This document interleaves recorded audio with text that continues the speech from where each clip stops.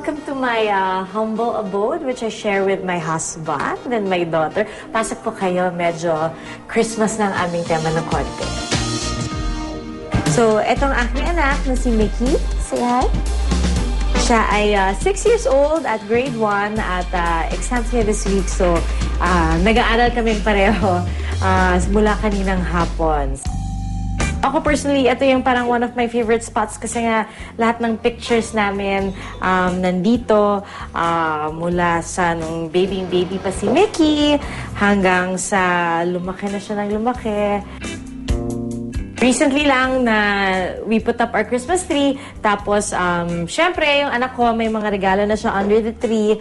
Tatatlo pa lang, pero bilang na niya yan. Kasi ako talaga, paborito ko ang Christmas season. Kasi, unang-una, habang papalapit ng Christmas season, birthday ng asawa ko, anniversary namin, birthday ko, tapos Pasko, tapos shortly after Pasko, birthday naman ni Mickey. So parang nagkumpul sa isang season lahat ng mga paborito kong okasyon.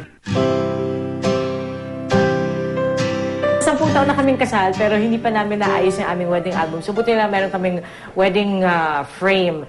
So, ito yung, nung bagong kasal kami, very excited ako na i-arrange yung frame na ito. So, ako nag-ayos niyan. And until now, hindi pa namin ginagalaw or hindi pa namin pinapalitan, even if magsasampung taon na yan. So, it holds a special place of honor dito sa amin. Happy birthday!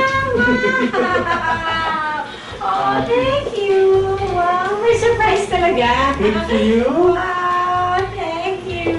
Flowers for you. Oh, thank you! Thank you! Thank you! Did you know? Thank you! Nagkakilala kami ni Miko right after college. Bale, courtside reporter ako noon sa UAAP. Tapos, isa siya sa mga anchors noon. Nung umpisa, talagang magkaibigan lang kami. Tapos parang binibigyan niya ako ng mga tips. And then, yun, naging magkaibigan kami. And eventually, lumalabas na kami after.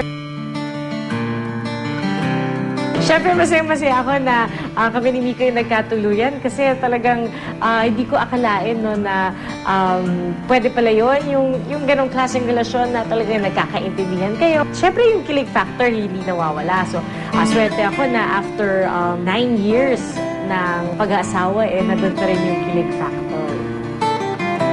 Siyempre, na-attract ako kasi napakaganda ng asawa ko. So, to be attracted to her was easy. Ano siya? Combination, winning combination. Paano ka naman di may love sa ganun, di ba? She looks after me with the same amount of attention that she looks after our daughter. So kaming ng daughter ko, alagang-alaga kami sa kanya. Isa sa mga paborito kong gawin para sa anak ko ay yung kanyang mga reviewers. Kasi gusto ko na yung nagagabayan ko siya sa pag-aaral. So kahit nagtatrabaho ko, gusto ko ramdam pa rin niya yung presence ko pagdating sa pag-aaral niya. So isa sa mga ginagawa ko ay yung kanyang mga reviewer. Halimbawa ngayon, exam week niya. At bukas, anong exam mo bukas? Math, tsaka religion, CLE. So, ginagawa ko, kinocompile ko yung pang-review niya, tapos minsan, kapag nasa field at habang naghihintay, tinatapos ko rin yung reviewer niya. So, eto, tapos pag-uwi, ipiprint ko na lang, at tsaka namin sasagutin. Actually, siya lang sasagot, tapos check ko na lang pag-uwi. Very hands-on ako.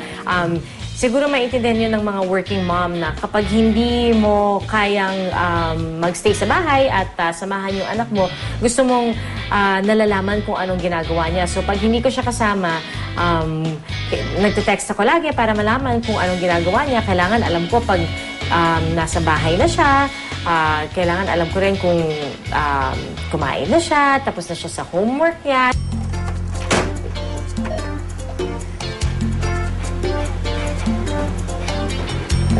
Alright, so ito ang aming math reviewer. Dahil exams ngayon, 17 pages ang reviewer ni Mickey. Okay? Hold it. Okay, tara. So, ang style namin ni Mickey, kapag nagawa ko na yung reviewer niya, hahayaan ko siya mag-isa sa kwarto para matuto siya na sagutin ng mag-isa. At kasi gano'n naman, syempre, pag actual exam, di ba, mag-isa niya sasagutin. Tapos pagkatapos nun, papakita niya sa akin lahat ng sinagot niya, check namin, tapos kung may mali, babalikan namin, tapos tsaka namin i-review ulit. Nako, mahalaga sa akin yung edukasyon. Tsaka naniniwala kasi ako na yun yung talagang magiging pundasyon ng magandang kinabukasan. Kasi nakita ko sa magulang ko kung paano nila pinahalagahan yung edukasyon ko at kung talagang paano sila nagtrabaho, no, para mabigay sa akin ng pinaka magandang edukasyon na kaya nilang ibigay. Alright, there you go. Let's check. 35 to 50. Okay, very good. So, mukhang okay naman. Pasado so far. Sana sa actual exam, ganun din ang score. Perfect! Diba? It's nice.